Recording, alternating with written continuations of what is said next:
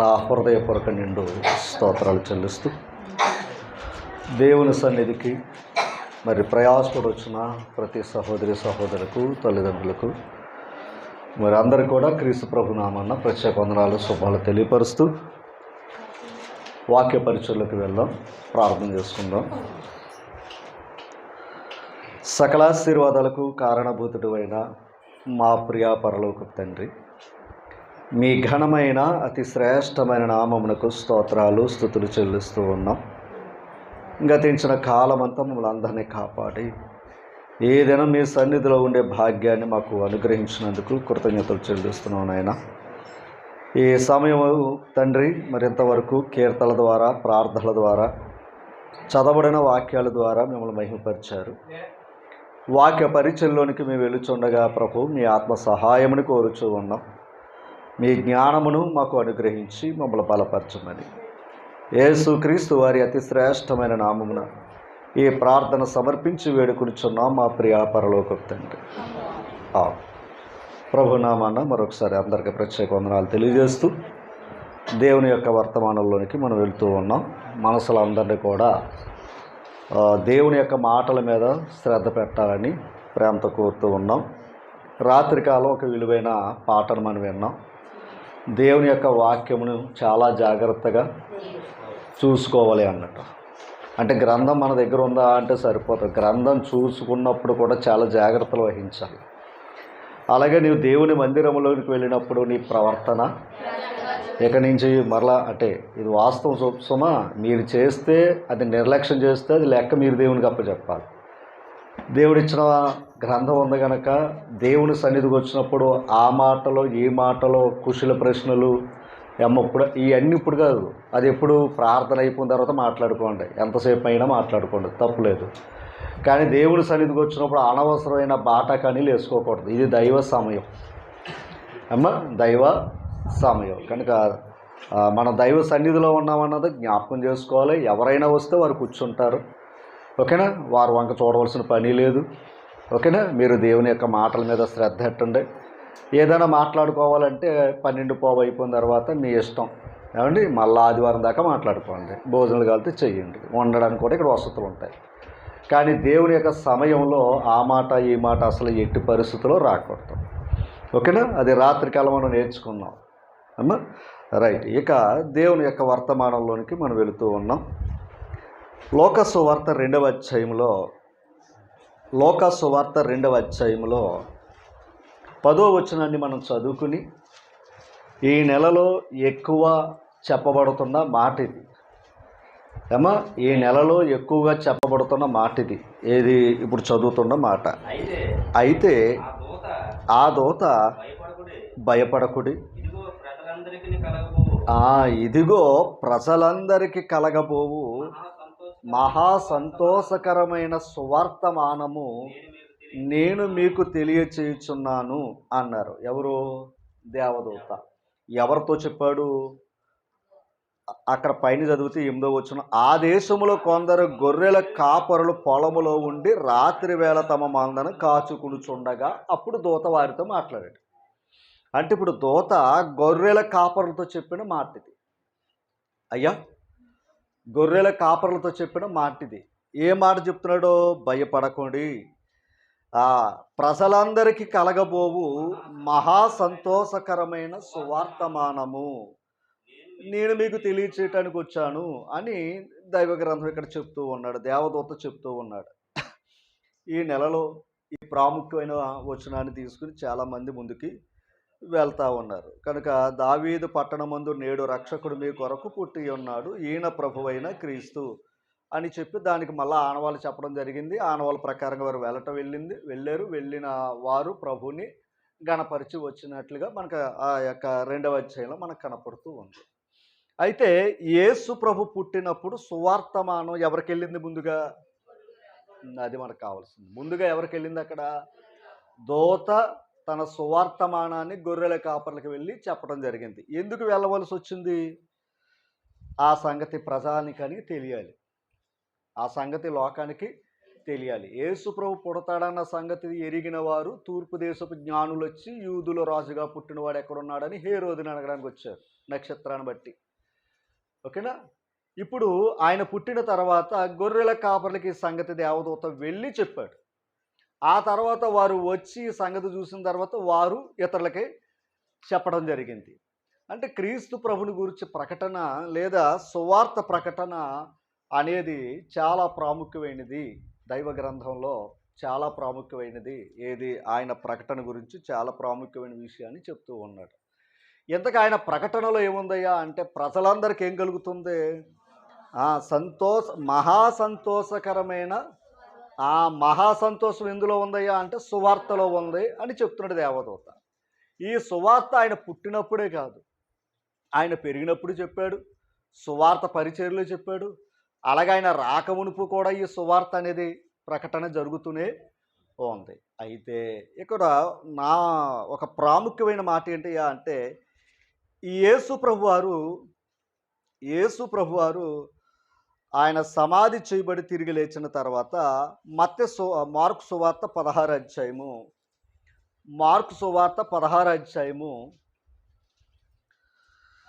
15వ వచనాన్ని చదువుదాం. 15వ వచనం. మరియు మీరు ఒకసారి ఇందాక వర్తమానం చెప్పింది ఎవరు? దేవదూత. ఎవరికి? గొర్రెల కాపర్లకి. ఓకేనా. ఇప్పుడు మరియు కాదు మీరు, అది కావాలి మనకి. ఎవరితో మాట్లాడుతున్నారో అది కావాలి అమ్మా. ఎవరితో మాట్లాడుతున్నా అన్న కాన్సెప్ట్ మనకు కావాలి, కలిపేసుకోకూడదు. ఓకేనా. కలిపేసుకోవటం వల్ల ఏమవుతుందంటే వాక్యాన్ని అర్థం కంటే అపార్థం చేసుకునే పరిస్థితులు ఉంటాయి. ఓకేనా. కత్తిపేట ఉంది కదా అని ఏది పడితే అది కోసేయకూడదు, కొన్ని తెగనే ఉంటాయి. అంతేనా. అలాగే వాక్యం దగ్గరికి అన్నీ మన మనసులో ఏదో విన్న బోధలన్నీ పట్టుకుని వచ్చి అక్కడ పెడితే ఇది అర్థం కాదు. అసలు గ్రంథం ఏం మాట్లాడుతుంది, గ్రంథం ఎవరితో మాట్లాడుతున్నాడో అక్కడ ఆయన ఎవరితో మాట్లాడాలి, ఈ సందర్భాలు మనం తీసుకోవాలి. ఓకేనా. తర్వాత మాట చదవండి. ఇప్పుడు మరియు మీరు, ఎవరా మీరు? ప్రశ్న. అది మనకు కావాలి. ఓకేనా. మీరు ఇందాక దేవదూత, ఇప్పుడు మీరు అంటే గమనించాలి. దేవదూత, మధ్యలో యేసు ప్రభు, తర్వాత శిష్యులు. ఓకేనా. తర్వాత అది ఇప్పుడు వీళ్ళకి అప్పగించిన పని ఏంటయ్యా అంటే యేసు ప్రభు సర్వలోకమునకు వెళ్ళి సర్వ సృష్టికి సువార్త ప్రకటించుడి. ఒక్కసారి ఇది పాయింట్. ఇందాక సువార్త ఎవరికి ప్రకటించారు? దేవదూత గొర్రెల కాపర్లు ప్రకటించాడు. యేసు ప్రభు ఎవరికి ప్రకటించాడు? లోకానికి ప్రకటించాడు, అపోస్తులకు ప్రకటించాడు. ఇక్కడ ఒక ప్రాముఖ్యమైన మాట ఒకటి ఉంది. ఏంటది? మనుషులు ప్రకటించమనలేదు, మొదట సర్వ సృష్టికి ప్రకటించండి అన్నాడు ఆయన. సర్వ సృష్టికి సువార్తను ప్రకటించండి అన్నాడు. ఇక్కడ ఒక భావం వేరేలాగా వస్తుంది. సృష్టికి ప్రకటించమన్నాడు. నరుని కంటే ముందు దేన్ని ప్రకటించాలంట? సృష్టికి ప్రకటించాలన్నట్టుగా ఉంది ఇక్కడ మాట చూస్తే. అసలు సృష్టికి ప్రకటించబడితే కలిగే మేలేంటి? సృష్టికి ప్రకటించబడితే కలిగే సంతోషం ఏంటి? ఇప్పుడు సృష్టి రక్షణ పొందిద్దా లేదా సృష్టిలో ఉన్న నరుడు రక్షణ పొందడానికి సువార్త? అందుకే కదా ఇప్పుడు రక్షణ ముందుగా ఎవరికి ప్రకటించబడినాడు? ఆయన సర్వ సృష్టికి సువార్త ప్రకటించండి, సర్వలోకానికి వెళ్ళి సర్వ సృష్టికి సువార్త ప్రకటించండి అన్నాడండి. చాలా గొప్ప మాట ఇది. ఒకసారి సృష్టికి ఎందుకు ప్రకటించబడ్డాదో అన్న విషయాలు మనం ఆలోచన చేస్తే కొన్ని మాటలు మనం దైవ గ్రంథం నుంచి చూద్దాం. కొన్ని మాటలు చూద్దాం మనం. అమ్మా తీసారా? దానియేలు గ్రంథం 4వ అధ్యాయం. దానియేలు గ్రంథం 4వ అధ్యాయము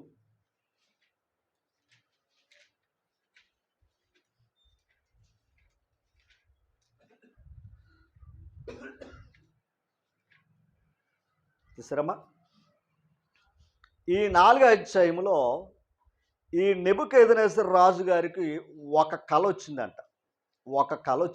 ఎవరికి? 10వ వచనం.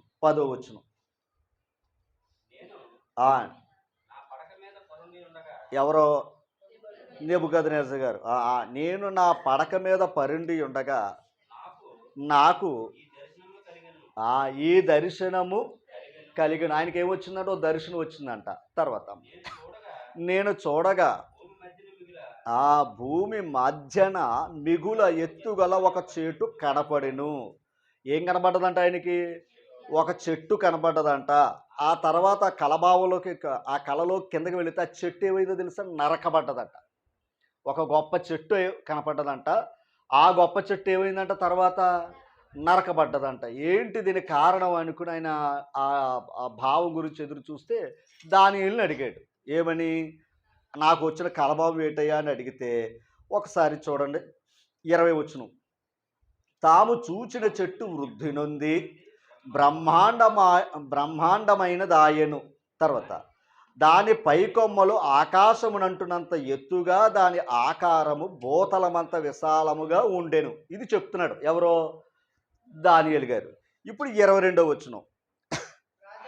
రాజా, అది ఇప్పుడు ఆ చెట్టు ఎవరో కాదు, చెట్టు గురించి చెప్తలేదు ఆయన.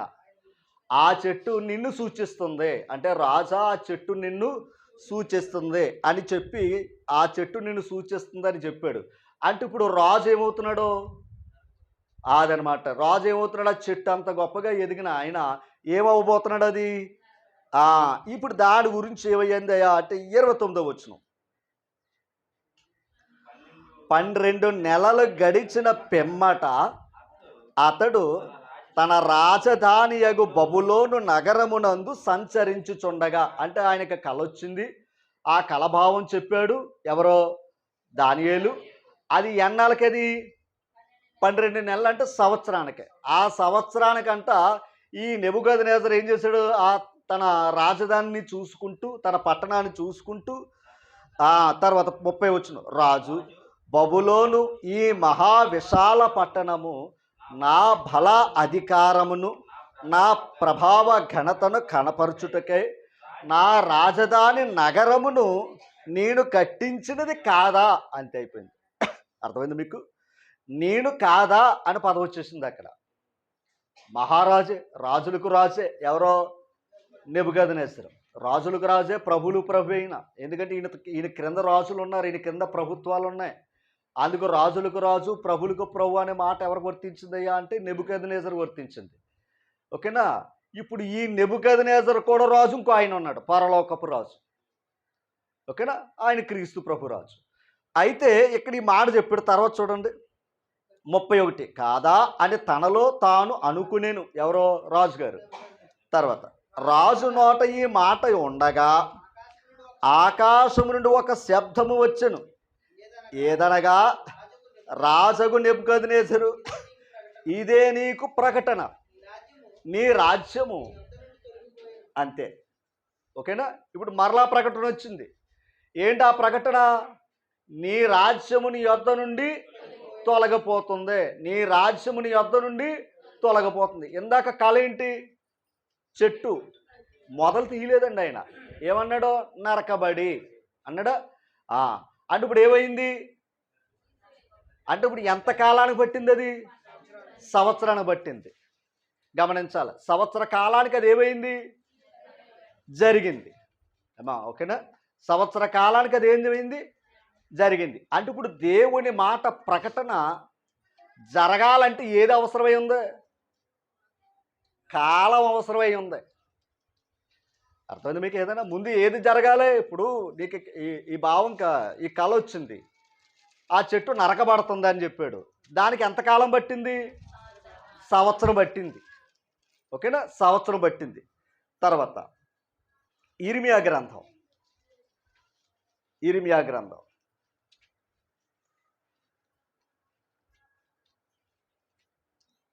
చూసారా? ఇర్మియా గ్రంథం 29వ అధ్యాయం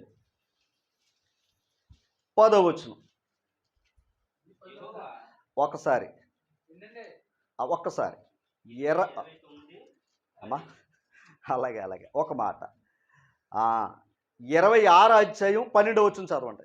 అప్పుడు మరో వచనం నేను తీసుకుని వెళ్తాను. అప్పుడు ఇర్మియా అధిపతులందరితోనూ జనులందరితోనూ, ఎవరు మాట్లాడుతున్నారు ఇక్కడ? ఇర్మియా ప్రకటిస్తున్నాడు ప్రజలతో. తర్వాత ఈ మందిరమునకు విరోధముగాను ఈ పట్టణమునకు విరోధముగాను మీరు వినిన మాటలన్నిటిని ప్రకటించుటకు యెహోవా నన్ను పంపాడు. నాకు నేను రాలేదురా బాబు, నన్ను పంపిన ఆయన యెహోవా. ఆయన పంపితే వచ్చాను.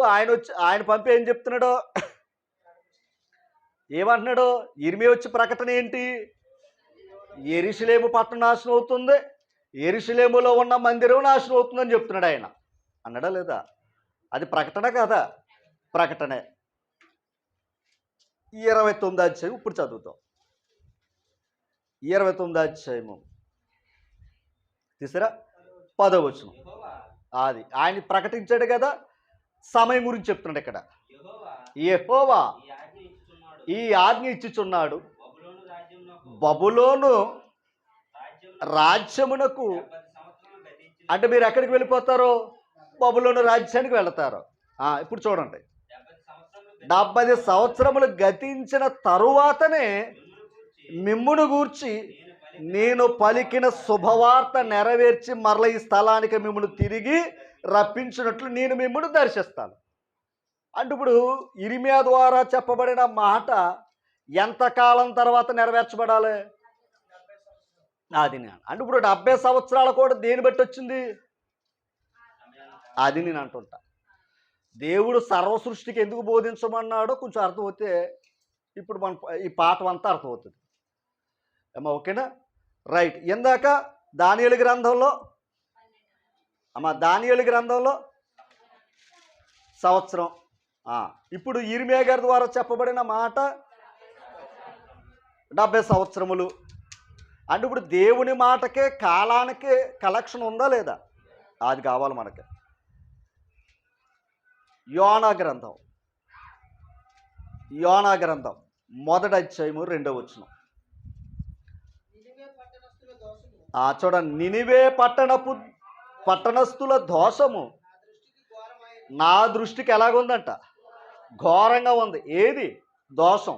తర్వాత గనుక నీవు లేచి నినివే మహాపట్టణమునకు పోయి దానికి దుర్గతి కలుగునని ప్రకటించు.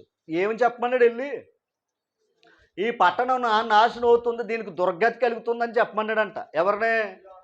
ఇప్పుడు నిజంగా వెళ్ళి ఎవడైనా బాగుండాలని చెప్తే ఎవడైనా మనల్ని ప్రేమిస్తాడు. నువ్వు నాశనం అయిపోతున్నావు అంటే ఎవడంటాడో?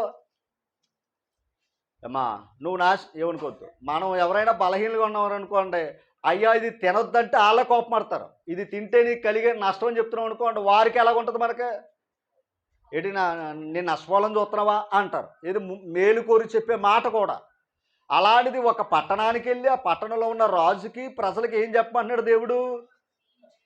ఆ పట్టణానికి దుర్గతి పడుతుంది, వెళ్ళి చెప్పు అని అన్నాడు ఆయన. ఎవడు వెళ్తాడు అక్కడికి? ఎవరు వెళ్తారు? ఈయన ఏం చేశాడు? వెళ్ళటం మానేశాడు ఈయన. ఎవరో మరలా ఊరుకున్నాడా? ఊరుకోలేదు. కడకేమయ్యాడు? ఒక విధంగా చెప్పాలంటే మొత్తం ముక్కు పిండి మరి పంపాడు అక్కడికి. అంతేనా కదంటారా? ముక్కు పిండే కదా పంపాడు అక్కడికి. రైట్. ఇప్పుడు 3వ అధ్యాయం 4వ వచనం. యోనా ఆ పట్టణములో ఒక దిన ప్రయాణమంత దూరము సంచరించుచు, అండర్లైన్ చేయండి, ఇక 40 దినములకు నినివే పట్టణము నాశనమగునని ప్రకటన చెయ్యగా. ఎన్ని దినాల్లో నాశనం అవుతుంది? అందుకు 40 దినాల్లో నాశనం అవ్వబోతుంది ఈ పట్టణం. కనుక దేవుడు ఈ పట్టణానికి దుర్గతి పట్టింది కనుక ఇదిగో దేవుని యొక్క వర్తమానం చెప్తున్నాను అన్నాడు. తర్వాత వాళ్ళు ఏం చేశారు? నినివే పట్టణపు వారు అంటే ఇప్పుడు ప్రకటన వెళ్ళింది, మనం చేసింది తప్పని సంగతి వాళ్ళకే అర్థమైంది. ఇప్పుడు ఏం చేశారు? నినివే పట్టణపు వారు దేవుని యందు విశ్వాసం ఉంచి ఒకసారి దేవుని యందు ఉంచారు. ఎలా విశ్వసించారు? మరి అంత ముందు లేదు కదా. యోనా చెప్పిన మాటే దేవుని మాట. యోనా చెప్పిన మాటే ఎవరి మాట? అది ఎందుకంటే ఆ పట్టణంలో ఒకడు మాట్లాడతలేదు ఇది చెడు అని. ఓకేనా? కానీ చేస్తుంది ఏంటి? చెడే. ఎందుకంటే తెలియదు వాళ్ళకే. ఇప్పుడు ఆ చెడు అని చెప్పడానికి ఎవరిని పంపాడు దేవుడు? రైట్. అలా చెప్పడానికి వచ్చాడు. ఆ మాటను బట్టి వీళ్ళు ఏం చేశారు? ఒక వ్యక్తిని బట్టి పట్టణం మారిందండి. లేకపోతే 40 దినాలకి ఏమవుద్ది? నాశనం అవుద్ది. అంటే 40 దినాల తర్వాత రాబోవు ఉగ్రతను దేవుడు ముందుగా చెప్పించాడు. కానీ వాళ్ళు ఏం చేశారు? ఆ ఉగ్రత నుండి ఏమయ్యారు? ఆ ఉగ్రత నుండి వారు ఏమయ్యారు? తప్పించుకున్నారు. గుర్తుపెట్టుకోవాలి. ఇది ప్రకటన. ఒక్కసారి ఓకేనా? రైట్. రాజుల 2వ గ్రంథం లేదా రాజుల 2వ గ్రంథం, మొదటి గ్రంథం 13వ అధ్యాయం. రాజులు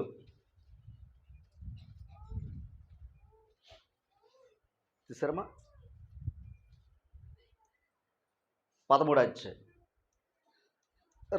మొదటి నుంచి చదువుదాం. అంతటా దైవజనుడైన ఒకడు, ఆయన పేరు కూడా లేదు అక్కడ, అంటే కదా దాని అర్థం ఆయన పేరు కూడా లేదు. కానీ ఎవరిని పంపాడు దేవుడు? దైవజనుడు పంపాడట. చూడండి, యెహోవా చేత సెలవు నుండి ఆ యోధా దేశం నుండి ఎక్కడికి వచ్చాడు? బేతేలుకి వచ్చాడట. తర్వాత చూడండి, ధూపము వేయుటకే యెరోబాము ఆ బలిపీఠమునొద్ద నిలిచి ఉండగా, రాత్రి ఒక ఆయన జ్ఞాపకం చేసుకున్న రాజుని, ఉజ్జియా, నష్టపోయాడు.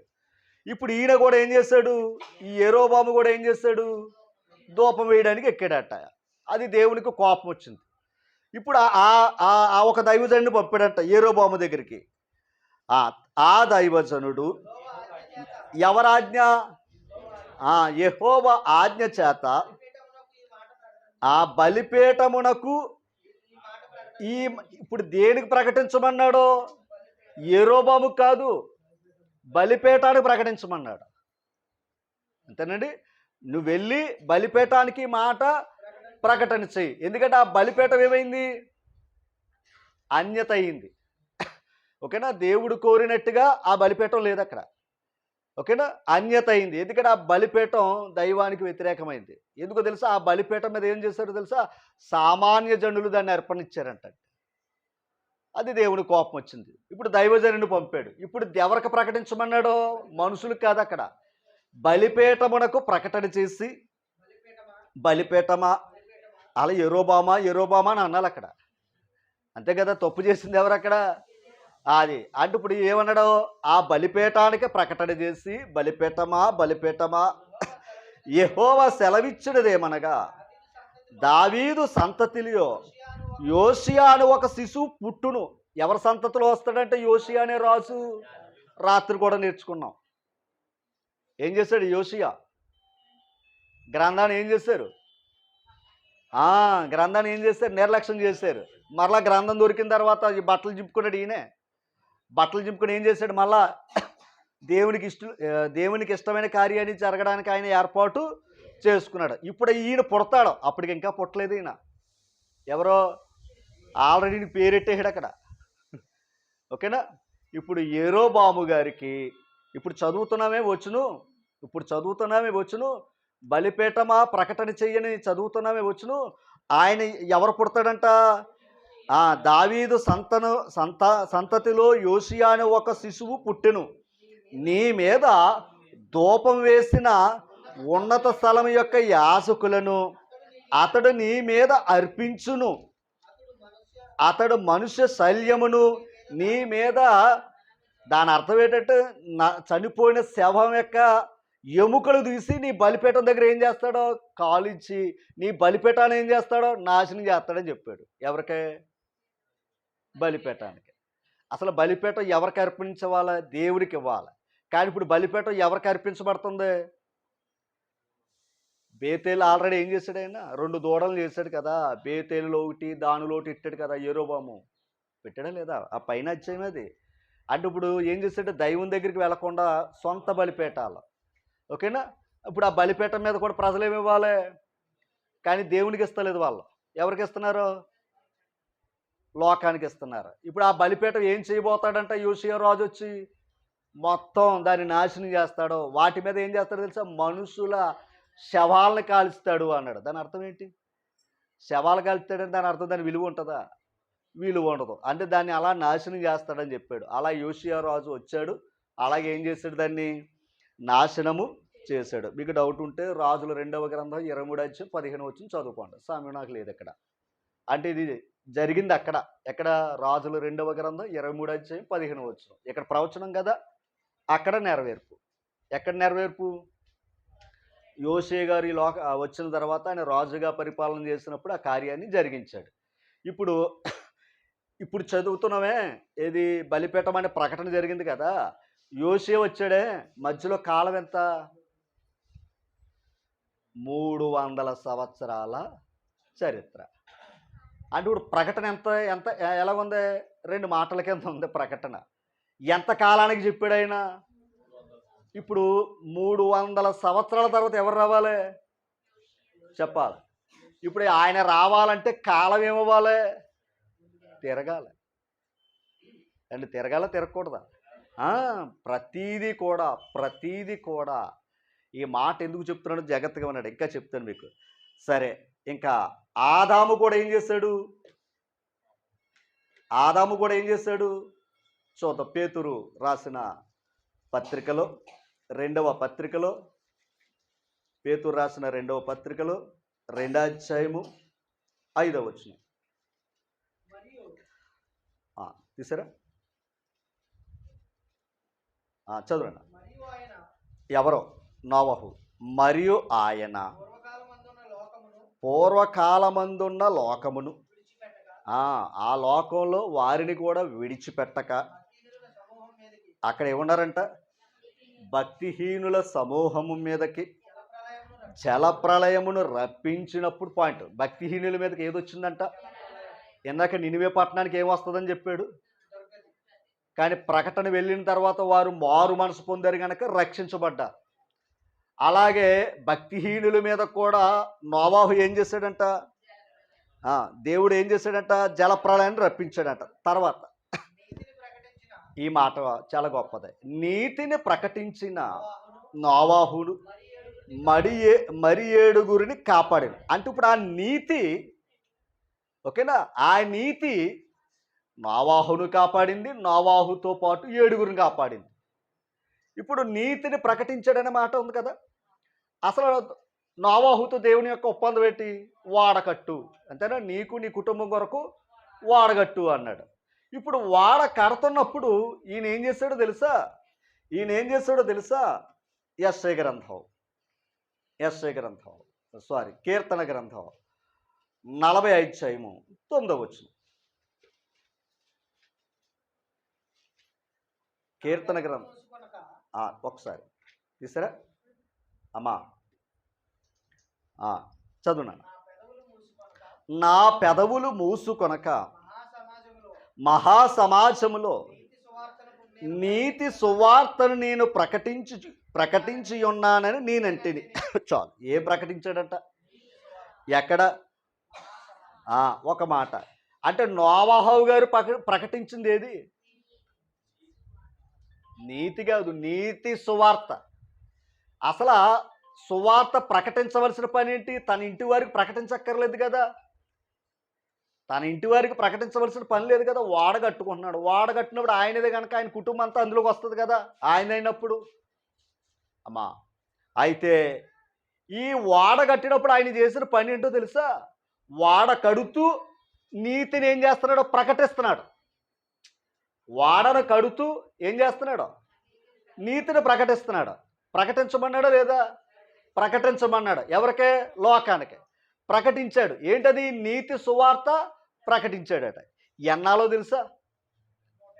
అది ఎన్ని సంవత్సరాలు తెలుసా? 120 సంవత్సరాలు ఆయన వాడ కడుతూ సువార్త ప్రకటించాడంట. ఆ కాలంలో 900 సంవత్సరాలు బ్రతికారు, ఓకేనా. మరి వాడ కడుతూ కూడా ఏం చేసుకుంటూ వచ్చాడు ఆయన? ఆ మాట చూడండి. నీతిని ప్రకటించిన నోవాహు బట్టి 7 రక్షించబడ్డారట, ఓకేనా. యోనా వెళ్ళి దేవుని యొక్క మాట నీతిని ప్రకటించాడు గనక పట్టణం రక్షించబడ్డది. కానీ ఆనాడు లోకాన్ని రక్షించడానికే దేవుడు నోవాహు ద్వారా ఆ మాట ప్రకటించిన ప్రజలు ఏం చేయలేదు? నమ్మలేదు, విశ్వసించలేదు. కనుక వారు ఏమైపోయారు? జలప్రళయములో కొట్టుకుని పోయారు అని మనకు అర్థమైంది. అంతే కదా, రైట్. ఎంతకాలం బోధించారు వాళ్ళు? ఎంతకాలం బోధించారు? నోవాహు ఎంతకాలం? అది అంటే గమనించాలి. ఓడకట్టు అని అన్నాడు, ఓడకట్టు అని చెప్పాడు. ఓడ కడుతున్నాడా లేదా? కడుతున్నాడు. ఇలా కడత ఇంచుమించు ఎంతకాలం పట్టింది? 120 సంవత్సరాలు అలా కడుతూ ప్రకటిస్తూ ఉన్నాడు. ఇంత కాలాన్ని వృధా చేసుకున్నారు వాళ్ళు. ఎంతకాలాన్ని? అంతకాలాన్ని. తర్వాత జలప్రళయం వచ్చి కొట్టుకుని పోయిన తర్వాత తెలిసిందంట వాళ్ళకి, నోవాహు చెప్పింది మనం నమ్మలేదురా అని. ఓకేనా? నోవాహు చెప్పిన మాట మనం నమ్మలేదని కొట్టుకుని పోయిన తర్వాత తెలిసిందంట వాళ్ళకి. కొట్టుకుని పోయిన తర్వాత తెలిస్తే ఏ లాభం? 40 దినాల తర్వాత నమ్మేరనుకోండి నినివే పట్టణస్థులు, లాభం ఏంటి? ముందుగా నమ్మేరు కనుక వారు ఏమయ్యారు? రక్షించబడ్డారు. తల్లి అర్థమైందా మీకు ఏదన్నా? ఇప్పుడు దేవుని యొక్క ప్రకటనలో, దేవుని యొక్క సువార్తలో ఏది ప్రాముఖ్యమైన పాత్ర పోషిస్తుందో చెప్పాలి. ఏది ప్రాముఖ్యమైన పాత్ర పోషిస్తుందో చెప్పాలి. సృష్టి. ఆదికాండం 1:14 ఎందుకు? 1:14 చదవండి, పోండి చదవండి. ఆదికాండం 1:14 త్వరగా.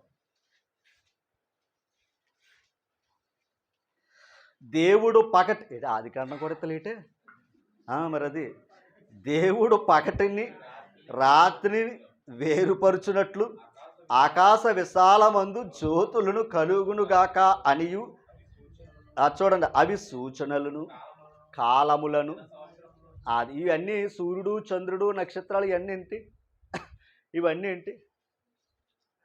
ఇవన్నీ ఏంటండి?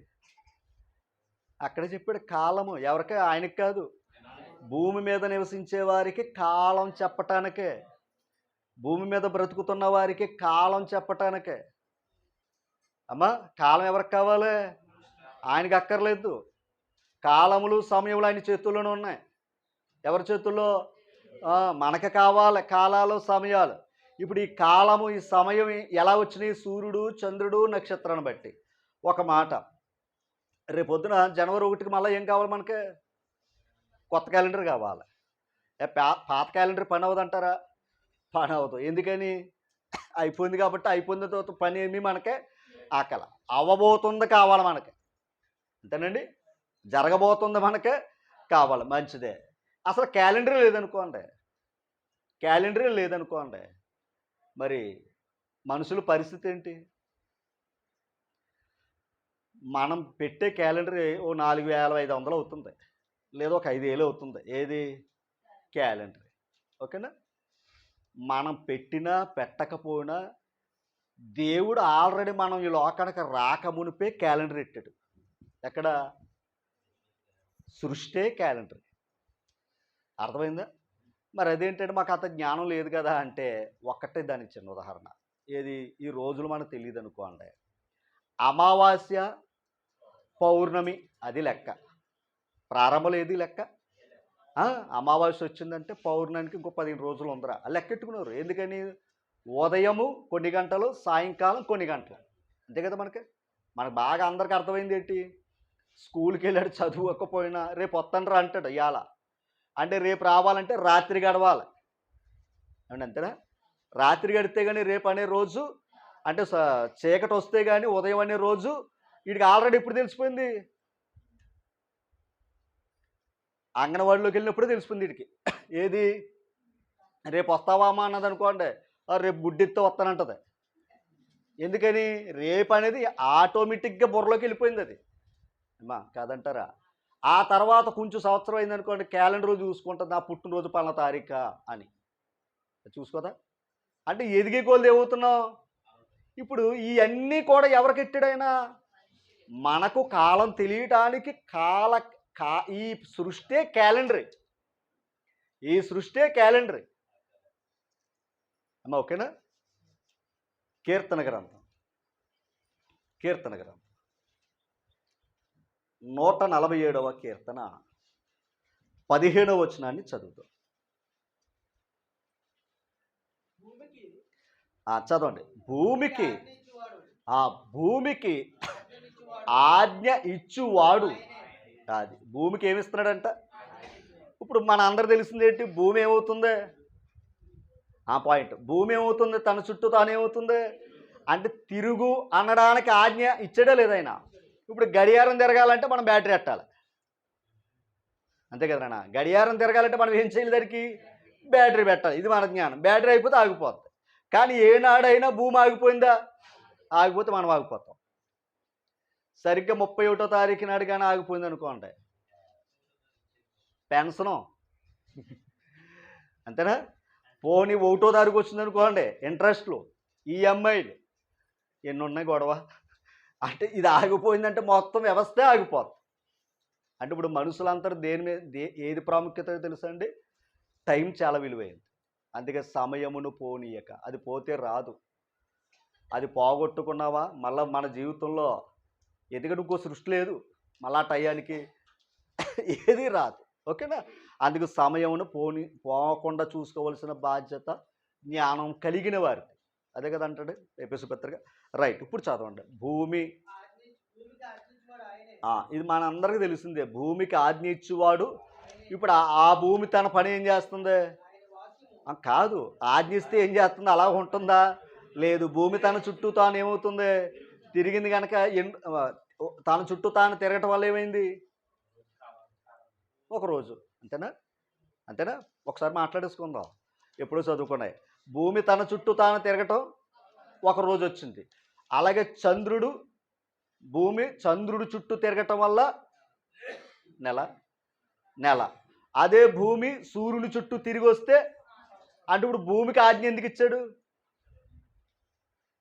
భూమికి ఆజ్ఞ ఎందుకు ఇచ్చాడు? తన చుట్టూ తాను తిరగాలి. ఆ తర్వాత నెలకొకసారి చంద్రుడి చుట్టూ తిరగాలి. తర్వాత సంవత్సరానికే సూర్యుని చుట్టూ తిరిగితేనే డిసెంబర్ నెల వచ్చింది. అంటే ఇప్పుడు దేవుడు భూమికి ఏమి ఇచ్చాడు? ఆజ్ఞ ఇచ్చాడు. ఇలా తిరగటం వల్ల ఏదొస్తుంది? కాలం తిరుగుతుంది. కాలం తిరిగే కొలది మనం ఏమవుతున్నాం? పెరుగుతున్నాం. అమ్మా, దేవుని దయందును, మనుషుల దయందును, జ్ఞానమందును. అది మన వయసుతో పాటు ఏమి నేర్చుకోవాలి? జ్ఞానం నేర్చుకోవాలి. ఇంకెప్పుడు కూడా మనం కింద ఆలోచించామనుకోండి, అది దైవానికి ఇష్టమైనది. అంటే పెద్దవాడైనా పిల్లల చేస్తుంటారు అనుకోండి, ఇదేంట్రా బాబు అంటారు. అంటే వయసుతో పాటు జ్ఞానం సంపాదించుకోవాలి మనం. ఓకేనా? రైట్. అయితే ఆ తర్వాత మాట చెప్పాడు, ఎందుకు భూమి తన చుట్టూ తాను తిరుగుతుంది, ఎందుకు భూమి సూర్యుని చుట్టూ తిరుగుతుంది, ఎందుకు ఎన్ని కాలాలు వస్తున్నాయి అని చెప్పడానికి ఒక కారణం ఉంది అక్కడ. ఆయన వాక్యము, అది ఆయన వాక్యము బహువేగముగా, ఎంతగా వేగంగా వచ్చేది ఏదో చెప్పాలి.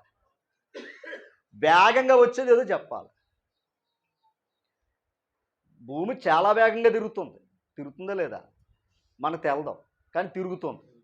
ఓకేనండి? ఇప్పుడు ఈ భూమి తన చుట్టూ తాను తిరగటం చూసారు, ఇదే వేగం అనుకుంటున్నాం మనం. కానీ ఈ వేగం కంటే వేగంగా వస్తుందంట. ఏది? ఓకేనా? చిన్న ఉదాహరణ చెప్తాను మీకు. సమయమందు అసమయమందు దేని ప్రకటించమన్నాడు? అదనమాట. గమనించాలి. ఈ సృష్టి తిరగటం వల్ల మనకి ఏదొస్తుంది? సమయం వచ్చింది. అవునా కదంటారా? సమయం వచ్చిందా లేదా? ఈ సమయంలో ఏదొస్తుంది మన దగ్గరికి? వాక్యం. అయ్యో, వాక్యం వచ్చిందా లేదా చెప్పాలి. వాక్యం వస్తేనే మనం బ్రతకగలం. భక్తులు ఏమన్నారు? నీ వాక్యమే నన్ను నా బాధలలో. అది ఒకవేళ సూర్యుడు వచ్చాడు, చంద్రుడు వచ్చాడు, నక్షత్రాలు వచ్చి ఇవన్నీ చూసుకుందాం. వాక్యం రాకపోతే అవి బాధలు తీరుస్తాయా? 1వ తారీఖు వచ్చేసింది, మరి అప్పులు తీరాలంటే దేవుడు దారి చూపించాలి. అంతేనా? లేదా సృష్టి కూడా నమస్కారం చేస్తే దారి చూపించదా? కాదు. ఆ సృష్టి ఎందుకు వచ్చిందయ్యా అంటే దేవుడు ఈరోజు నీకు మేలు చేయబోతున్నాడని అర్థం. అది అందుకని ఉదయమునే నీ కృపా సువార్త నాకు వినిపించు అంటాడు ఆయన. నీ కృపా వార్తను నాకు వినిపించు అన్నాడు. ఎందుకని? ఆ కృప వార్త వస్తే కానీ మన కుటుంబం వెళ్దాం. ఓకేనా తల్లి? ఉదయం లేచి ఆయన కృపావార్త మనకు కావాలి, ఆయన మాట కావాలి. ఎంతగా ఈ సృష్టి కాలక్రమంలో ఇవన్నీ ఎందుకు తిరుగుతున్నాయి అంటే ఆయన వాక్యం మన దగ్గర రావటానికి. ఓకేనా? ఆయన వాక్యం మన దగ్గరికి రావటానికి. ఓకేనా? ఇప్పుడు గమనించాలి, సర్వలోకానికి ఎందుకు వెళ్ళమన్నాడు? సర్వ సృష్టికి ఎందుకు ప్రకటించమన్నాడు? చెప్పాలి. సర్వ సృష్టికి సువార్తను ప్రకటించమన్నాడు కదా. అపోస్తుల కార్యాలు 1:8 1:8 7 ఇంకా బాగా అర్థమవుతుంది. కాలములను సమయములను మన దగ్గర ఉన్నాయి, లేవు కదా? ఎవరి దగ్గర ఉన్నాయి? చూడండి, ఆ మాటకి ఈ మాట కలెక్షన్ ఇదే. స్వాధీనం అందించుకుని ఉన్నాడు, వాటిని తెలుసుకొనటం మీ పని కాదు. అయినను పరిశుద్ధాత్ముడు మీ మీదకు వచ్చినప్పుడు, ఒకసారి పరిశుద్ధాత్ముడు మీ మీదకు వచ్చినప్పుడు మీరేం పొందుతారు? శక్తి నొందుదురు గనుక మీరు యెరూషలేములోను యోదయ సమరయ దేశములు ఎంతటా భూదిగంతముల వరకు నాకేమవుతారు? అంతేనండి. అంటే యెరూషలేములోను, తర్వాత యోదయ సమరయ దేశాలు, తర్వాత భూదిగంతముల వరకు మీరు ఏమివ్వాలి? మరి వెళ్ళాలంటే ఏమివ్వాలి? దేవుడు కాలం సమయం ఆయన స్వాధీనంలో ఉంది కనుక కాలం సమయం ఇవ్వాలంటే ముందు దేనికి ప్రకటించమన్నాడు? ఆయన సృష్టికి ప్రకటించమన్నాడు. ఓకేనా? ఆల్రెడీ ఈ మనుషుల కోసం ముందే సృష్టికి ఆజ్ఞాపించాడు. ఆయన ఆజ్ఞాపించాడా లేదా? ఎంత చదువుకున్నా, భూమికి ఏమి ఇచ్చాడు ఆయన ఆజ్ఞ? భూమికి ఆయన ఆజ్ఞ ఇచ్చాడా లేదా? ఇచ్చాడు. మనసు పెట్టండి. ఇప్పుడు భూమికి ఆయన ఆజ్ఞ ఇచ్చినప్పుడు భూమి ఏం చేస్తుంది? ఎవరి కోసం తిరుగుతుంది? అది దేవుని కోసం కాదు, మరలా దేవుని ఆజ్ఞ మేరకు మన కోసం తిరుగుతుంది. అమ్మా, మన కోసం తిరుగుతూ ఉంది. ఏది? భూమి. అంటే ఆల్రెడీ ముందు ఎవరికి చెప్పాడు? దేవుడు సృష్టి చెప్పాడు. తర్వాత ఆదాము చెప్పాడు పండు తినొద్దురా అని. అంతేనా? నరుడికి చెప్పేది ఎంత మాట? జస్ట్ ఒక మాట. కానీ ఆది నుంచి ఎప్పటి వరకు సృష్టి ఏం చేస్తూనే ఉంది? తిరుగుతూనే ఉంది. అది ఏనాడు కూడా ఇబ్బంది పడతలేదు అది. కానీ వీడు తినొద్దన్న దానికి ఏం చేశాడు? ఎంత ఇబ్బంది పడ్డాడో పాపం. అర్థమైందండి? నరుని యొక్క మనసు అంత ప్రమాదకరమై ఈ సృష్టిలో ఏదైనా దేవునికి లోబడతానే ఉందండి. లోబడిన వాడు ఎవరైనా ఉన్నారు అంటే మనుషుడే. అందుకే ఈ నరుడు గురించి దేవుడు తన ఈ సృష్టిని కలుగు చేసి ఆయన ఆజ్ఞ ఇచ్చి ఈ కాలం మనకిస్తుంది అంటే, ఇందాక మాట చదువుకున్నాం. అసలు దేవుని ఎప్పుడు తెలుసుకోమన్నాడు? మంచి మాట. బాల్య దినమందే నీ సృష్టికర్తను స్మరణకు బాల్యం దాటేస్తాం. కనీసం యవన ప్రాయంలో ఏం చేయొచ్చు? అప్పుడు కూడా ఏం చేస్తున్నారు? ఇంకొక మాట, నువ్వు ఎదిగే కొలది నీలో ఆల్రెడీ ఏం పెట్టాడు చెప్పాలి. నీ అంతరింద్రియములు నీకు బోధిస్తున్నాయి. అవునా కదంటారా? నీ అంతరింద్రియములు ఏం చేస్తున్నాయి? నువ్వు ఎదిగే కొలది అవి కూడా ఏమవుతున్నాయి? ఎదుగుతున్నాయి. అర్థమైందండి? అవి మనం ఎదిగే కొలది అవి కూడా ఏమవుతున్నాయి? ఎదుగుతున్నాయి. గమనించాలి. కానీ నరుడు ఏం చేస్తున్నాడు అంటే దాన్ని నిర్లక్ష్యం చేసుకుంటున్నాడు. ఒకవేళ తన చెప్పకపోతే తల్లిదండ్రులు చెప్తున్నారు, లేదా పెద్దవారు చెప్తున్నారు, లేదా ఎవరొకరు చెప్తున్నారు. ఎవరి గురించి? దేవుని గురించి. కానీ ఏం చేసుకుంటూ వస్తున్నాడు నరుడు? నిర్లక్ష్యం చేసుకుంటూనే ఉంది. నిర్లక్ష్యం వల్ల చేసుకుంటే నష్టపోయేది నరుడే, దేవుడు మాత్రం కాదు. రైట్. ఇప్పుడు గమనించాలి. యోదయ సమరయ భూదిగంతముల వరకు మీరు ఏమై ఉండాలి? నాకేమై ఉండాలని చెప్పాడు ఆయన? సాక్షులై ఉండి అని చెప్పాడా? అమ్మా, సాక్షులై ఉండాలన్నాడా? ఇప్పుడు ఆ ప్రాంతాలన్నీ తిరగాలంటే ఎవరు అనుకూలత ఇవ్వాలి? కాలం. ఓకేనా? ఇందాక ఆయన వాక్యము బహువేగముగా పరిగెత్తును అని మాట చదువుకున్నాం కదా. ఆయన వాక్యము బహువేగముగా పరిగెత్తును. ఇర్మియా గ్రంథం 4:13 చదవండి. ఇర్మియా గ్రంథం 4:13. మేఘములు కమ్మునట్లు ఎవరో? ఆయన రథములు సుడిగాలి వలె ఉన్నవి. ఆయన గుర్రములు గద్దల కంటే అసలు వేగమైంది ఏది? గద్ద. ఇంతగా ఆయన గుర్రాలేంటి? ఆయన రథాలేంటి? దేవదూతలు. ఆయన రథాలేంటి? దేవదూతలు. మర్చిపోకుండా సుమా, దేవదూతల గురించి చెప్పిన పాఠంలో ఇది ప్రాముఖ్యమైనది. ఆయన వేవేల పరిశుద్ధ దూతలతో ఉన్నవాడు ఆయన. ఓకేనా? అందుకే సైన్యములకు అధిపతియగు యెహోవా. ఓకేనా? దేవుడు ఎలా వస్తాడో సైన్యం ఎవరితో? దేవదూతలు ఉన్నారు ఆయనకి. ఇప్పుడు ముందుగా ఎవరు రావాలి? చెప్పండి. ముందుగా ఎవరు రావాలి? దేవదూత రావాలి. పాత నిబంధన అంతా కూడా ఎవరు బోధించారు? ధర్మశాస్త్ర బోధ అంతా ఎవరో? దేవదూత. వచ్చారా లేదా? వచ్చి ప్రకటించారా లేదా? ప్రకటించటంలో వారు మరలా చెప్తారు, ప్రకటించటంలో ఏనాడు నిర్లక్ష్యం చేయలేదండి. దేవదూతలు ప్రకటించటంలో ఏనాడు సరే వెళ్దామని ఏనాడు ఏ దేవదూత నిర్లక్ష్యం చేయలేదు. అవునా కదంటారు? చెప్పాలి. అవునా? అబ్రహాం దగ్గరికి వచ్చినా, నోవాహు గారి దగ్గరికి వచ్చినా, లేదా లోతు గారి దగ్గరికి వచ్చినా, యాకోబు దగ్గరికి వచ్చినా ఆ దేవదూతలన్నీ కూడా చురుగ్గా పనిచేసేవి లేవా? చేసేదనమాట అండి. ఓకేనా? ఇప్పుడు యెహోవా వాక్యము వేగముగా వచ్చినట్టే ముందు ఎవరు పట్టుకుని వచ్చారు? రైట్. అపోస్తుల కార్యాలు 2వ అధ్యాయం 2వ వచనం. ఏంటది? అప్పుడు వేగముగా వీచు బలమైన గాలి వంటి ఒక ధ్వని ఆకాశము నుండి అకస్మాత్తుగా వారు కూర్చున్న ఇల్లంతా నిండెను. ఎవరు వచ్చారు అప్పుడు వేగంగా? పరిశుద్ధాత్ముడు. ఓకేనా? పరిశుద్ధాత్ముడు ఎలాగొచ్చాడు? దేవదూతలు చెప్పాలి. దేవదూతలు వేగంగా వచ్చాడు. మరి యేసుప్రభు ఎప్పుడు వచ్చాడు? గలతీ పత్రిక 4వ అధ్యాయం 4వ వచనం.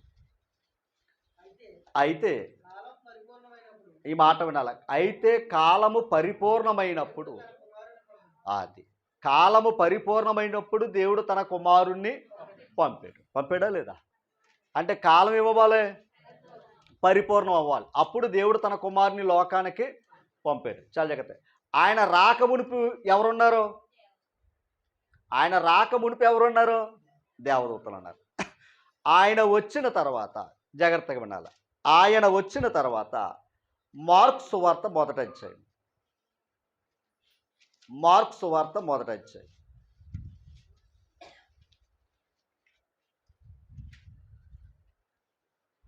14వ వచనం.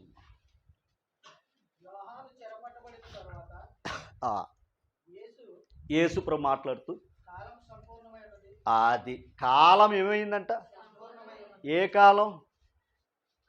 మన కంటికి కనబడే కాలానికి ఏమొచ్చిందంట? సంపూర్ణత అనే మాట వాడాడు. ఓకేనండి? కాలం ఏమైంది? సంపూర్ణమై ఉన్నది. దేవుని రాజ్యము సమీపించి ఉన్నది. మారు మనసు పొంది సువార్త నమ్ముడని చెప్పుచు దేవుని సువార్తను ప్రకటించుచు గలీలకు వచ్చాను. ఎవరో? యేసుప్రభు. అంతేనండి. కాలం ఏమైంది అన్నాడు ఆయన? కాలం ఏమైందంట? సంపూర్ణమై ఉన్నది అన్నాడు ఆయన. అన్నాడా? ప్రసంగి గ్రంథంలోకి ఒకసారి వెళ్దాం.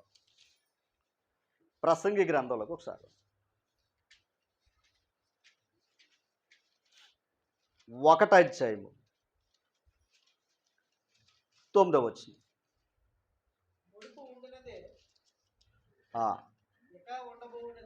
మనసు పెట్టాలి. చాలా గొప్ప మాట అది. తీసిరా. మునుపు ఉండినదే ఇక ఉండబో అంటే ఇవాళ ఉన్నది రేపు ఉంటుంది. దాని అర్థం అది. మునుపు జరిగినదే అంటే రేపు కూడా అదే జరుగుతుంది. చాలా జాగ్రత్తగా. సూర్యుని క్రింద నూతనమైనది ఏదీ లేదు. ఎక్కడ సూర్యుని క్రింద నూతనమైనది ఏది లేదు. అంటే కొత్తగా ఏమి లేదు, జరుగుతూ ఉంది. ఓకేనమ్మా? తర్వాత ఇది నూతనమైనదని ఒకదాని గురించి ఒకడు చెప్పును. ఇది నూతనమైనదని ఒకదాని గురించి ఒకడు చెప్పును. అదిను మనకు ముందుండిన తరములో ఉండినదే. అది కూడా ఒకవేళ ఇది నూతనమైంది అని అనుకోండి. సపోజ్ నేను వేసుకున్నది కొత్త చొక్కా అంటాను అనుకుందిగా, చెప్పు కొత్తది కదా, పాతదే. ఇప్పుడు నేను అంటున్నాను కొత్తదే. ఆల్రెడీ నేను వేసుకోకముందు ఇది ఎక్కడుంది? బట్టల షాపులో ఉంది. నా ఒంటి మీదకి వస్తే ఇది ఏమన్నాను? కొత్త చొక్కా అన్నాను. కానీ ఇది నా దగ్గర రాకమునుపు ఇది ఎక్కడుంది? బట్టల షాపు. దానికంటే ముందు ఎక్కడికి వెళ్ళింది? తయారీ గడికి వెళ్ళింది. అంతేనా? అంటే అర్థం చేసుకుంటారు సుమా. ఇంకా లోపలికి వెళ్తే ఇంకోలో చెప్పలేము. ఓకేనా? అంటే ఆ వస్తువు నుండి అది వస్తుంది. మామిడి చెట్టు చూడు కొత్తగా కాసింది అనుకోండి. ఎందుకంటే ఎప్పుడు కాసిందే, కాకపోతే ఇవాళ మన ఇంటికాడ వేసుకున్నాం కనుక అది కాసింది అంతే. మామిడికి ఏదో ఎక్కడ లేని వింత, మా ఇంట్లోనే మామిడి చెట్టుకి మామిడికాయలు కాస్తున్నాం అనుకోండి, వింతగా చూస్తారు. అది కొత్తదేం కాదు. మామిడి చెట్టుకి సపటాలు కాస్తే అది వింత, అది కొత్తదే. అంతేనా? అదనమాట. సరే, ఇప్పుడు సూర్యుడి క్రింద ఏమి లేదు? రైట్. అందుకు సూర్యుడి క్రింద నూతనమైనది లేదు. అంటే ఈ సృష్టిలో ఏమీ లేదు కాదా? కానీ నూతనమైనది ఎక్కడి నుంచి వచ్చింది? అదనమాట. నూతనమైనది ఎక్కడి నుంచి వచ్చింది? క్రొత్త ఆకాశము, క్రొత్త భూమి ఎక్కడి నుంచి వచ్చింది? పరలోకం నుండి వచ్చింది. ఇప్పుడు యేసుప్రభు ఎక్కడి నుంచి వచ్చాడు? ఓకేనా? అందుకని ఈ లోకానికి ఆయన ఏమన్నాడో తెలుసా? ఆయన వచ్చినప్పుడు ఈ కాలం ఇక్కడతో క్లోజ్ అన్నాడు అంతే. ఓకేనా? ఈ లోకం ఇక్కడతో క్లోజ్. ఏది? ఆదాము నుంచి క్రీస్తు ప్రభు. అందుకే కడపటి ఆదాము. ఓకేనా? ఆ ఆదాము ద్వారా ఈ లోకానికి వచ్చామాట. ఈ కడపటి ఆదాము అంటే పరలోకానికి వెళ్ళే భాగ్యం ఇది. ఇప్పుడు కడపటి ఆదాము క్రీస్తు ప్రభు. ఇప్పుడు క్రీస్తు ప్రభు ఈ లోకానికి వచ్చాడంటే ఈ లోకానికి ఏమొచ్చిందని చెప్పాడు? కాలము పరిపూర్ణమైపోయింది, లోకం సంపూర్ణమైపోయింది. ఇంకా వీటితో పనేమి ఎవరికే? క్రొత్త ఆకాశం, క్రొత్త భూమి మీద ఉన్నవాడికి దీంతో పని లేదండి. కానీ అది లేనివాడు దీని మీద ఆలోచన చేస్తూ ఉంటాడు. అందుకే సూర్యుని భయపడతాడో, చంద్రుడు భయపడతాడో, నక్షత్రాలు భయపడతాడో. ఓకేనా? ఇంకా చెప్పాలంటే అష్టమికి భయపడతాడో, ఏ నష్టం వచ్చేద్దా అనుకుంటాడో. అయ్యి బాబు ఇవాళ మంచి రోజో కాదో. వాస్తవంగా చెప్పేస్తున్నాను నేను. క్రైస్తవులుగాన మరలా క్యాలెండర్ చూసి మీరు అడుగులు వేశారు అంటే క్రీస్తులో నుండి మీ అడుగులు జారిపోతున్నాయని అర్థం. లోకానికి అడుగులు వేసినట్లు లెక్క. అర్థమైందండి? ఇందులో మొహమాటం ఏమీ లేదు. మీరు ప్రార్థన చేసుకుని వెళ్ళండి. ఏది? మీరు కాదని క్యాలెండర్ దగ్గరికి వెళ్ళి ఏలోహం అమావాస్య మంచిది కాదా అన్నావా, నువ్వు ఎందులో లేవని అర్థం ఖచ్చితంగా. ఎందుకంటే ఆ క్యాలెండర్తో మనకు పని లేదు. క్యాలెండర్ చేసిన వాడితో మనం ఉన్నాం. అర్థమైందంటే క్యాలెండర్ చేసిన వాడితో ఉన్నావు. అందుకు చీకటిలో వారికి వెలుగు పుట్టును అన్నాడు. ఎవరికి? యథార్థవంతులకి. 112 కీర్తన. అది నీకు ఒకవేళ అమాసే లోకం భయపడుతుంది, నీకు ఆ రోజు మేలు చేస్తాడు దేవుడు. నువ్వు అన్నీ ఎరుగుండు కూడా ఎవరో చెప్తారు కదా అని వెళ్ళామనుకోండి, సోది చెప్పించుకున్నాం అనుకోండి, వాక్యం మీ మీద ఏమవుతుంది? అదనమాట. ఏంటి? క్రొత్త సృష్టిని విడిచిపెడతావా? ఇది శాశ్వతం రా బాబు, అది అశాశ్వతం. ఏది? ఇప్పుడు కనపడే ఈ కాలాన్ని తిప్పుతున్న ఈ సృష్టి అంతా ఏంటి? అశాశ్వతం. అందుకు ప్రభు రాకడలు ఇవన్నీ ఏమైపోతున్నాయి? మరి గతించిపోయేదానికి నమస్కారం ఏంటి? గతించిపోయేదానికి నీ కానవాలేంటి? అమ్మా, గతించిపోయేదానికి లెక్కలేంటి? దాన్ని చూసారా? నిజం చెప్పేస్తున్నాను, హృదయపూర్వకంగా అయితే క్రైస్తవుడు కాదు అండి. అంతేనా కదంటారా? దాన్ని చూసామంటే మనం ఏం దాచుకుంటారు సోమా? మనసులో ఏమున్నట్టు ఇంకానే అవిశ్వాసం ఉన్నట్టు. అవిశ్వాసం ఉన్నప్పుడు కార్యాలు ఎలా జరిగితే చెప్పండి? నమ్ముట. మనమేమో సగం ఎక్కడ నమ్ముతాం, సగం ఏమో జ్యోతిష్యం నమ్ముతాం, పనులు అయిపోతాయి. మరి ఏమో అంతేనా? చెప్పండి. ఇప్పుడు ఏదైనా ఒక పని చేస్తున్నామంటే పరిపూర్ణంగా దాని మీద మనసు ఉండాలి. పరిపూర్ణంగా నన్ను నమ్మక్కర్లా, వాక్యం నమ్మాలి. ఇందాక యోనా గారు నమ్మారేటండి. వాళ్ళు యోనా గారు చెప్పిన మాట యందు ఇది దేవుని మాట అని విశ్వసించి వారు రక్షించబడ్డారు. ప్రతి ఆదివారం ప్రతిసారి దేవుని కృప ద్వారా ఈ మాటలు మన దగ్గరికి ఎందుకు వస్తున్నాయి అంటే మనల్ని రక్షించేవే తప్ప మనల్ని శిక్షించేవి. ఆయన మాట లేకుండా మనం వెళ్ళామా నష్టపోయేది మనమే. మనం నష్టపోయిన తర్వాత మళ్ళీ దేవుడు అంటే కుదరదు. ఎందుకని? చెప్తున్నాడు కదా ఆయన, భూమికి ఆజ్ఞాపించాను. జరుగుతుందా లేదా? ఎందుకు? ఆ భూమి యొక్క ఈ ప్రకృతి చక్రంలో నీ దగ్గరికి ఎప్పుడు వాక్యం రావాలో అప్పుడే వస్తుంది. అవునా కదంటారా? వచ్చిందా లేదా? వచ్చింది. వచ్చినప్పుడు ఏం చేయాలి? గతకాలంలో ఏదో నడిచాం, దాన్ని విడిచిపెడదాం. గతకాలంలో ఏదో నడిచాం, మరి ఇప్పుడున్న కాలాన్ని బట్టి ఏం చెయ్యాలి? ఏం చెయ్యాలి? అందుకే ఎవడైనాను క్రీస్తునందు ఉన్న ఎడల వాడు నూతన సృష్టి. లోకసువార్త 11వ అధ్యాయము. లోకసువార్త 11వ అధ్యాయం.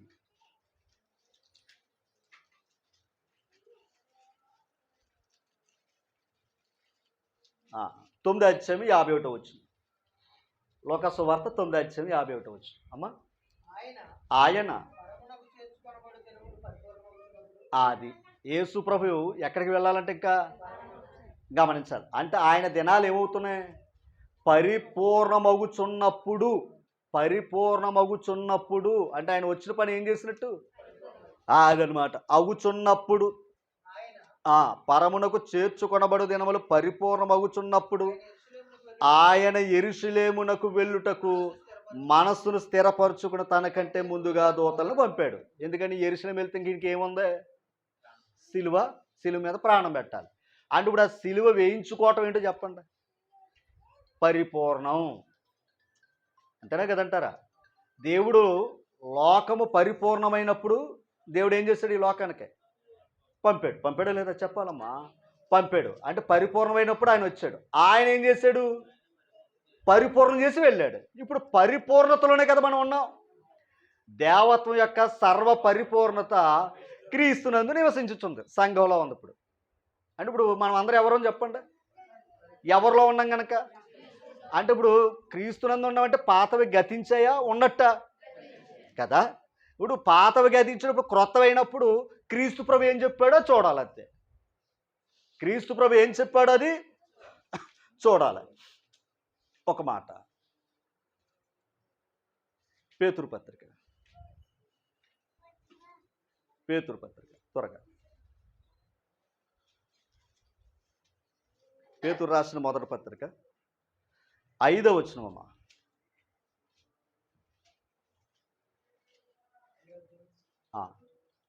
ఒక్కసారి అక్కడికి వెళ్దాం.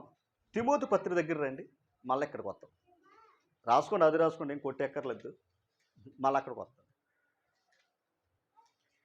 తిమోతి 2వ పత్రిక 4వ అధ్యాయము 6వ వచనం చదవండి.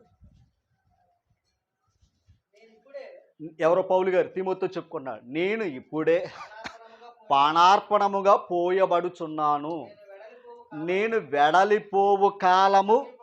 దాని అర్థం ఏంటో చెప్పండి. నా కాలం అయిపోతుంది అంతేనా? నేను వెళ్ళిపోయే కాలం. తప్పు అనుకోకండి, మనం వెళ్ళిపోయే కాలం అంతేనా? మనం వెళ్ళిపోయే కాలం అదే కదా అన్నాడండి. నేను వెడలిపోవు కాలము సమీపించి ఉన్నది. కాలం ఏమై ఉందన్నాడు ఇందాక? సంపూర్ణమై ఉన్నది అన్నాడు. ఎవరో ప్రభు వచ్చేట ఆయనకి. అంటే కాలం ఏమైపోయినట్టు? ఆయన ఎప్పుడైతే ఒకటే, ఇది ఆదాము ద్వారా కలిగింది భౌతికమైన సృష్టి అండి అంతేనా? క్రీస్తు ప్రభు ద్వారా ఏం జరగాలి చెప్పండి? నూతన సృష్టి. మరి ఈయన వచ్చినప్పుడు దాన్ని కొట్టేది కదా. మనం అందరూ కూడా గుండెలు బాధేసుకుంటాం. పాత నిబంధన క్రీస్తు ద్వారా ఏమైంది? కొట్టువేయబడ్డది లేదా? ఇప్పుడు చెప్తున్నానా, క్రీస్తు ప్రభు యొక్క రక్తం ద్వారా పాత నిబంధన ఏం చేశాడు? ఆయన కొట్టేశాడు. కానీ ఆ రక్తం కార్చేంతవరకు ఏమై ఉన్నాడో? నేను కొట్టివేయడానికి రాలేదు. వచ్చింది ఎందుకు? కొట్టివేయడానికే. అది ఎప్పుడు? ఆయన శిలువ మీద ప్రాణం పెట్టి రక్తం కార్చినప్పుడు జరిగిద్ది అది అంతేనా? అలాగే గమనించాలి, గమనించాలి. ఇక్కడ పౌలు గారు ఏమన్నాడు? నా కాలము, నేను వెడలిపోవు కాలము సమీపై ఉన్నది. పాయింట్ అర్థం, సమీపై ఉన్నది అంటే వెళ్ళిపోతాను, ఇంకా క్షణాలు లేదా రోజులతోటే ఉంది నా బతుకని చెప్తున్నాడు ఆయన అంతేనా? అలాగే ఒక పాయింట్ అంటే ఈయన కాలం ఈయనకి అర్థమైపోయింది. ఎవరికే? అందుకో బ్రతుకుట క్రీస్తు, చావు అయితే. మత్తయి సువార్త 24వ అధ్యాయం 24వ వచనం 14వ వచనం. మరియు ఈ రాజ్య సువార్త సకల జనులకు, అందరికైనా కొందరికా? అందరికీ, సకల జనులకు సాక్షార్థమై లోకమంతటను ప్రకటింపబడును. ఒకసారి, లోకమంతా ఏమవ్వాలంట? ప్రకటింపబడును. అటు తర్వాత అంతము వచ్చును. చూడండి సార్, అటు తర్వాత ఏదొస్తుంది? అంతము వచ్చును. ఎటు తర్వాత? అంటే ఇప్పుడు ఏది ప్రకటించబడాలి? ఇది ప్రకటించబడిన తర్వాత ఏదొస్తుంది అంతేనా? ఇది ప్రకటించబడిన తర్వాత ఏదొస్తుంది? కొలసీ పత్రిక ఒకటో అధ్యాయం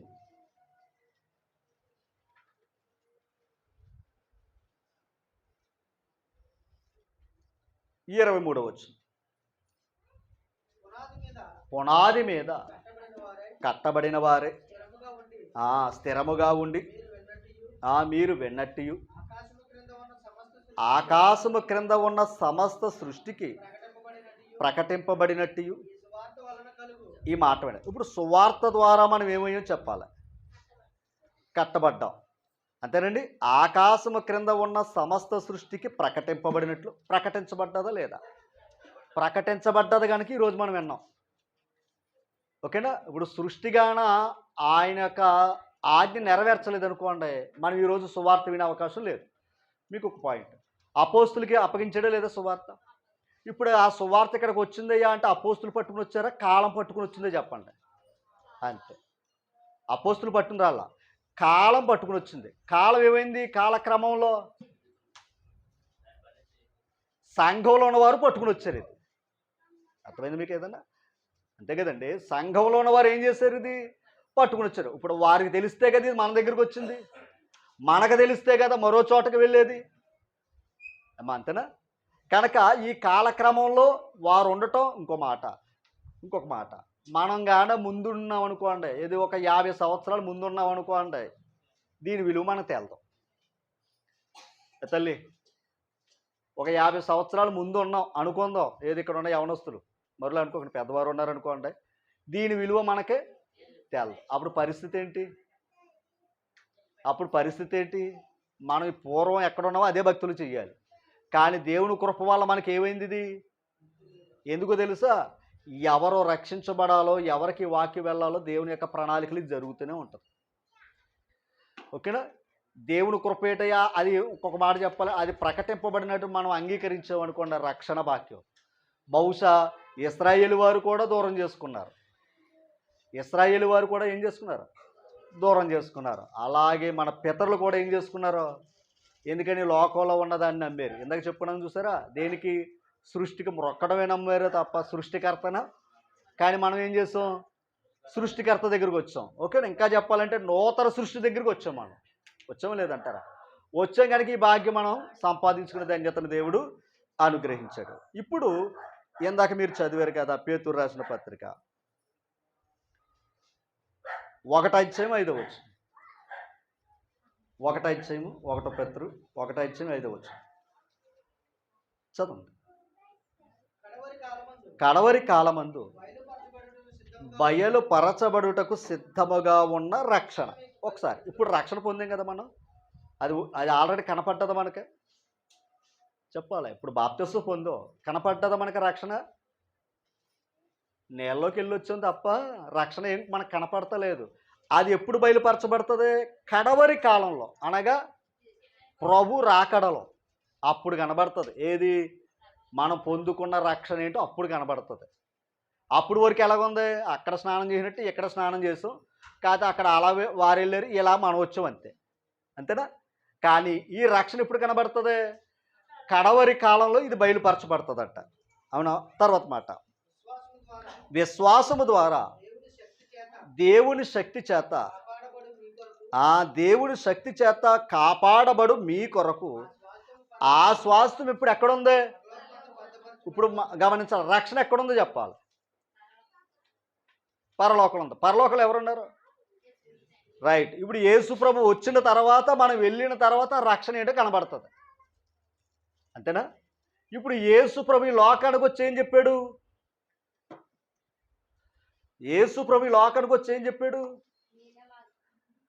రక్షణ సువార్తను కదా ప్రకటించాడు. గలతీ పత్రిక ముగించేసుకుందాం. గలతీ పత్రిక 3వ అధ్యాయం. గలతీ పత్రిక తీసారమ్మా? 7వ వచనం చదువుకుందాం. దేవుడు గలతీ పత్రిక 3వ అధ్యాయం 7వ వచనం, కాబట్టి విశ్వాస సంబంధులే అబ్రహాము సంతానమని. తర్వాత దేవుడు విశ్వాస మూలముగా ఆ దేవుడు విశ్వాస మూలముగా అన్యజనులను నీతిమంతులుగా తీర్చునని లేఖనము ముందుగా చూచి నీ యందు అన్యజనులందరూ ఆశీర్వదింపబడుదురని అబ్రహామునకు సువార్త ముందుగా ప్రకటించబడు. అంటే ఇప్పుడు అబ్రహాం గారి దగ్గరికి సువార్త వెళ్ళిందా లేదా అంటే అబ్రహాం గారి దగ్గరికి వెళ్ళి సువార్త వెళ్ళిందంట. ముందు ఏమని చెప్పాడు అబ్రహాముతో? నీ ద్వారా, నీ సంతానం ద్వారా భూమి మీద ఉన్న సమస్త వంశములన్నీ ఏమవుతాయి? ఆశీర్వదించబడతాయి అన్నాడా లేదా? అంటే అబ్రహాం గారికి సువార్త ముందుగా వెళ్ళిందా లేదా? ఇందాక యేసు ప్రభు పుట్టిన తర్వాత ముందుగా సువార్త ఎవరికి వెళ్ళింది? సువార్త అంటే క్రీస్తు ప్రభు గురించే కదా. కానీ క్రీస్తు ప్రభు ఈ లోకానికి రాక మునుపే వెళ్ళింది. ఎక్కడికే? అబ్రహాం దగ్గరికి వెళ్ళిందా లేదా? ఇంకా పాయింట్ చెప్పమంటారా? ఆదాము దగ్గరికి కూడా వెళ్ళింది. ఆదికాండం 3:15 ఏమని? స్త్రీ సంతానానికి అన్నాడా? సర్ప సంతానానికి ఏముందంట? వైరం. ఎవరి గురించి మాట్లాడా సంతానం? ఎవరా సంతానం? క్రీస్తు ప్రభు గురించి చెప్పిన మాట, అది ప్రవచనం. అది యేసు క్రీస్తు గురించి మొదటి ప్రవచనం ఏదయ్యా అంటే ఆదికాండం 3:17. అంటే ఆదాముకు చెప్పాడా లేదా? ఇప్పుడు సువార్త అంటే క్రీస్తు ప్రభు గురించి చెప్పటమే, ఓకేనా? దేవదూతలు చెప్పడమే కాదు. ఆల్రెడీ దేవుడు ఏం చేశాడు? ఆదాముకు చెప్పాడు, నోవాహుకు చెప్పాడు, అబ్రహాముకు చెప్పాడు, దావీదుకి చెప్పాడు. దావీదుకి తెలుసా తెలీదా క్రీస్తు ప్రభు గురించి? ఎందుకని? అపోస్తుల కార్యాల్లో ఉంటుంది, దావీదు ముందుగా ఆయన పునరుత్థానమును తెలుసుకుని అన్న మాట ఉంటుంది. అంటే దావీదు కూడా క్రీస్తు ప్రభు యొక్క పునరుత్థానం గురించి కూడా ఆయనకి తెలుసు. మోషే గారికి తెలుసా తెలీదా? తెలుసు. ఇప్పుడు పేతురుపత్రిక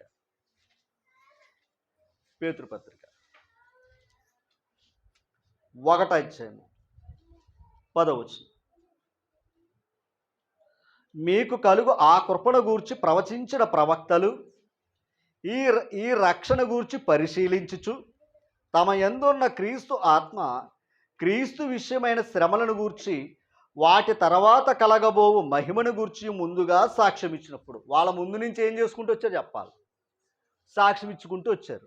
తర్వాత మాట దానిని చూడండి, ఆ ఆత్మ ఏ కాలమును ఎట్టి కాలమును సూచించి వచ్చునో దానిని విచారించి పరిశోధించిరి. వాళ్ళు ఏం చేసుకుంటూ వచ్చారంట? ఏ కాలంలో రాబోతుందన్న సంగతి కూడా వాళ్ళకే తెలుసంట. తెలుసా తెలీదా అమ్మా? ఇప్పుడు కన్య గర్భాన కుమారుడు పుడతాడని చెప్పాడా లేదా? మేకా గ్రంథం ఏమన్నాడో? యోధా బెత్లెహేమా అంటే నీ జనుల్ని ఏలబోవాడు ఎందులోంచి వస్తాడో? బెత్లెహేము నుంచి వస్తాడని మేక ప్రవక్త చెప్పాడా లేదా? చెప్పండి. మరి ఇవన్నీ చెప్పారంటే వాళ్ళకి ముందు నుంచి కూడా ఏమైంది? తెలుసంట. దేవుని కృపేటయ్యా అంటే ఇప్పుడు మనకు ఆ సంగతి తెలిసిందట. తర్వాత వచనం, పరలోకము నుండి పంపబడిన పరిశుద్ధాత్మ వలన మీకు సువార్త ప్రకటించిన వారి ద్వారా. ఒక్కసారి సువార్త అంటే ఎక్కడి నుంచి వచ్చింది?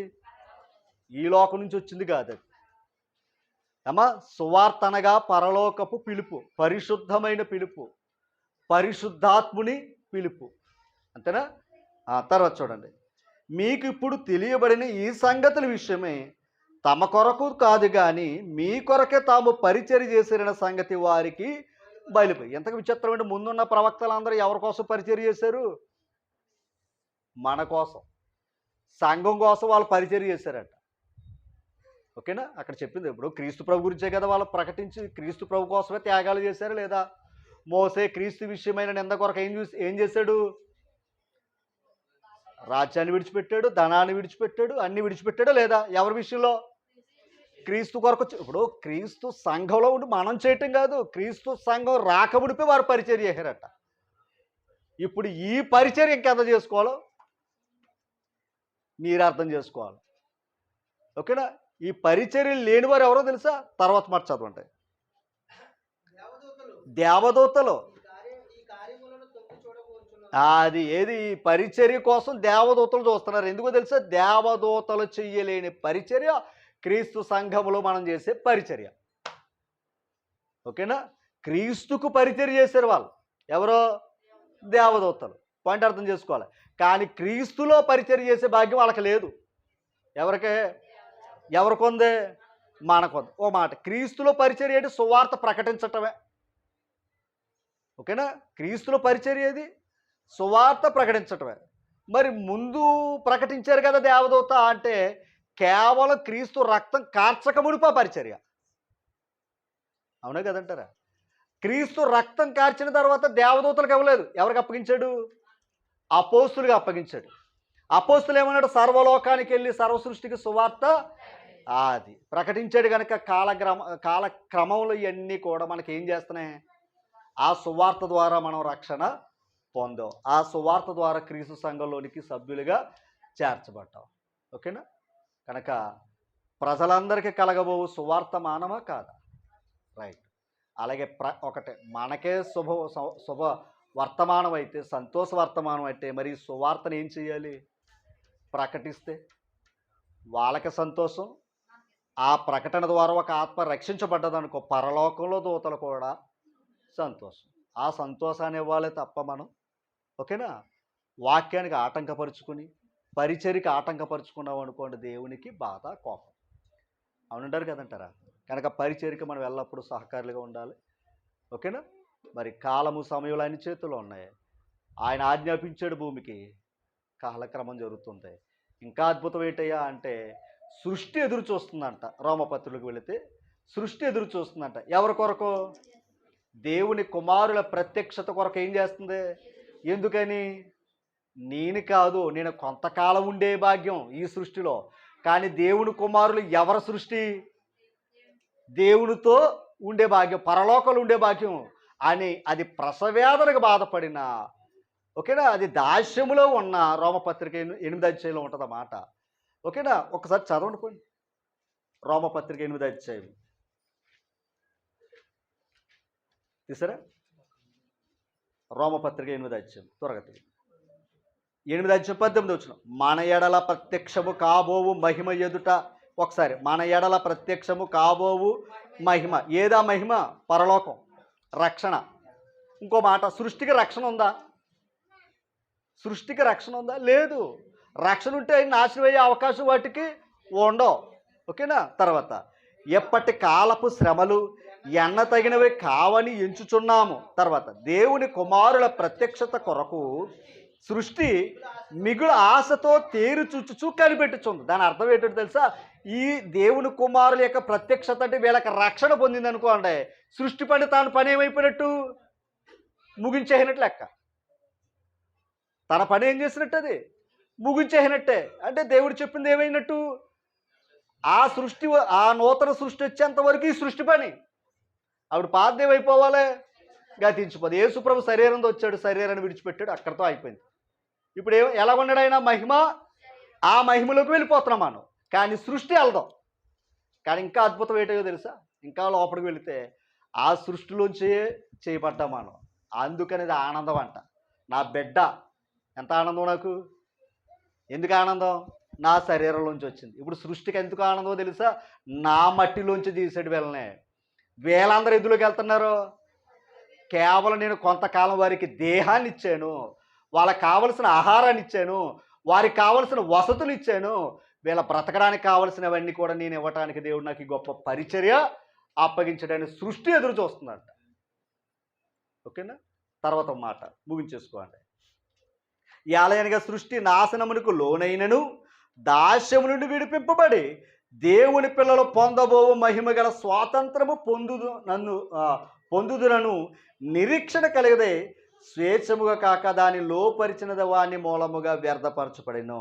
సృష్టి ఇది యావత్తు ఇది వరకు ఏకగ్రీవముగా మూలుగుచు ప్రసవేదన పడుచున్నదని ఎరుగుతాం. ఇప్పుడు సృష్టి ఏమవుతుంది? సృష్టి ఏం చేస్తుంది? వేదన పడి మూలుగుచుందంట. ఎందుకో తెలుసా? ఎందుకు మూలుగుతుంది? ఈ సృష్టి మీద ఉన్న మనుషులు ఏం చేస్తున్నారో సృష్టిని బాధ పెడుతున్నారు. గతకాలం చెప్పాను, భూమి దుఃఖించుచున్నదే. భూమి బాధపడుతుందా లేదా? బాధపడుతుంది. ఎందుకని? మంచి పని చేస్తే అది సంతోషమే కదా. పోలీసు బట్టలు వేసుకుని నేను లంచాలు తీసుకుని లేదా దొంగతనం చేశాను అనుకోండి, ఆ బట్టకేమొస్తుంది? అగౌరవం తెచ్చినట్టు. అలాగే భూమి మీద ఉన్న దేవుని పిల్లలందరూ దేవుని మాట విని మరో సృష్టి పరలోకానికి వెళ్ళాలన్నది దేవుని యొక్క ఉద్దేశం. కానీ మనుషులందరూ ఎదులోకి వెళ్ళిపోతున్నారు. వీరు చేసిన చెడు క్రియలు, చెడుతనం వల్ల సృష్టిలో చేసి ఓకేనా చెడుగా ప్రవర్తించటం వల్ల వారి జీవితాలు ఎక్కడికి వెళ్ళిపోతున్నాయి, పాతాళానికి వెళ్ళిపోతున్నాయి. ఓకేనా. కనుక దేవుని కుమారుల కొరకు ఎలా ఎదురు చూస్తుంది, ఆశతో ఎదురు చూస్తుందంట. కనుక అటువంటి ఆశ మనకు ఉండాలి. మన ద్వారా మనం ఎన్ని ఆత్మలు రక్షించాం అని, అంతే కదా. మన ద్వారా మనం ఎన్ని ఆత్మలు రక్షించామన్న ఆశ కూడా మనలో ఉండాలి. ఆ ఆశే దేవునికి ఇష్టమైన సంతోషం. ఓకేనా. కనుక మరొకసారి ఒప్పుకుతో విన్న మిమ్మల్ని అందరినీ దేవుడు దీవించాలని కోరుతూ అందరికీ వందనాలు. Thank you.